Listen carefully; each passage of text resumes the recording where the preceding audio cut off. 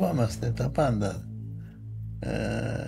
Αυτές οι παράνοιες μας είναι φόβοι του εαυτού μας ουσιαστικά. Είναι φόβοι για το τι μπορεί να μας συμβεί, τι μας συμβαίνει. Γιατί δεν ξέρουμε το σώμα μας τι γίνεται. Το σώμα μας έχει διεργασίες εκατοντάδες συνέχεια.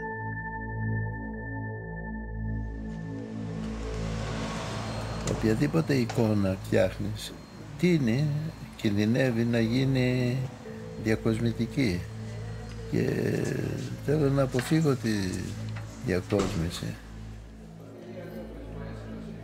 Πρέπει η εικόνα να έχει μια οντότητα δικιά της πολύ ισχυρή, ώστε να παραμερίζει οτιδήποτε άλλο είναι γύρω για να υπάρξει απόλυτα.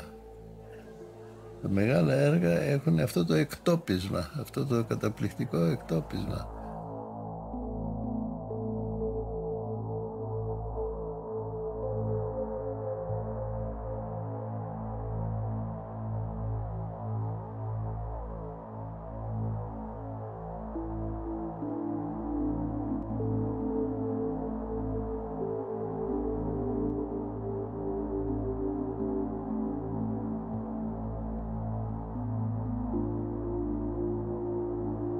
Είναι μέρος πια του εαυτού μου.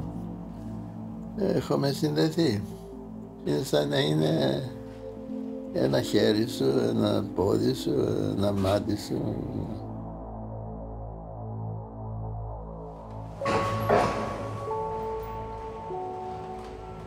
Εγώ αντιστέκομαι με την ποίηση. Και μόνο.